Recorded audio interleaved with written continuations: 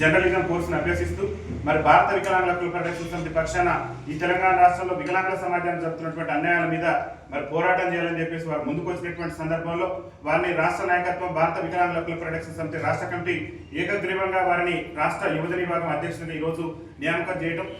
ఈ సందర్భంగా నియామకం చేసిన సందర్భంగా రాష్ట్ర అధ్యక్షుడిగా నేను వారికి ఈరోజు నియామక పత్రాన్ని అందజేసి వారికి ప్రత్యేకంగా శుభాకాంక్షలు తెలియజేయడం జరిగింది. ముఖ్యంగా తెలంగాణ రాష్ట్రంలో నానాటికి కూడా వికలాంగుల సమాజం మీద దాడులు పెరిగిపోతున్నాయి. వికలాంగులను కేవలం ఓట్ బ్యాంక్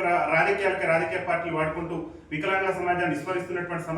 సమయంలో వికలాంగుల హక్కుల కోసం, ఆత్మగౌరవం కోసం, రాజ్యాధికారుల భాగస్వామ్యం కోసం వికలాంగుల సమాజం అంతా కూడా సంఘటితంగా పోరాటం చేసి తెలంగాణ రాష్ట్రాన్ని ఏ విధంగా అయితే పోరాటం చేసినామో సకల జనుల సమ్మె మాదిరిగానే వికలాంగుల సమాజం కూడా ఏకతాటి మీదకి వచ్చి హక్కుల సాధన కోసం, ఆత్మగౌరవం కోసం, రాజ్యాధికారుల వాటా కోసం సంఘటితంగా పోరాటం చేయాలని చెప్పేసి మరి భారత వికలాంగుల హక్కుల పరిరక్షణ సమితి దాదాపు ఎన్నో ఏళ్ల నుంచి పోరాటం చేసుకుంటూ వస్తున్నటువంటి శుభ సందర్భంలో ఉస్మానియా యూనివర్సిటీ విద్యార్థి నాయకుడిగా మరి రాష్ట్రంలో వికలాంగుల సమస్యల మీద నేను సైతం పోరాటం చేస్తని ముందుకు వచ్చిన చంద్రశేఖర్ యాదవ్ గారికి రాష్ట్ర కమిటీ అంతా కూడా యువజన విభాగం అధ్యక్షుడిగా వారికి బాధ్యతలు అప్పగించడం జరిగింది. మరి వారి మీద పెట్టినటువంటి బాధ్యతలను తూచా తప్పకుండా నిర్వహించి ఈ రాష్ట్రంలో నాకు ఎదురే లేదని చెప్పేసి వికలాంగుల సమాజాన్ని ఎన్నికల ముందు అనేకమైనటువంటి హామీలు ఇచ్చి వికలాంగుల సమాజం ఓట్లకు కొల్లగొట్టి వికలాంగుల పింఛన్ మీకు గెలిచిన అదే రోజుల్లో అంటే ఎప్పుడైతే గెలుస్తామో అదే నెల నుంచి 6,000 రూపాయలు చేస్తామని చెప్పేసి, అదేవిధంగా వికలాంగుల అట్రాసిటీ చట్టాన్ని రాష్ట్రంలో సమర్థవంతంగా అమలు చేస్తామని చెప్పేసి, రాష్ట్రంలో వికలాంగుల బ్యాక్లాగ్ ఉద్యోగాలను భర్తీ చేస్తామని చెప్పేసి, అదేవిధంగా వికలాంగుల సంక్షేమ శాఖను మహిళా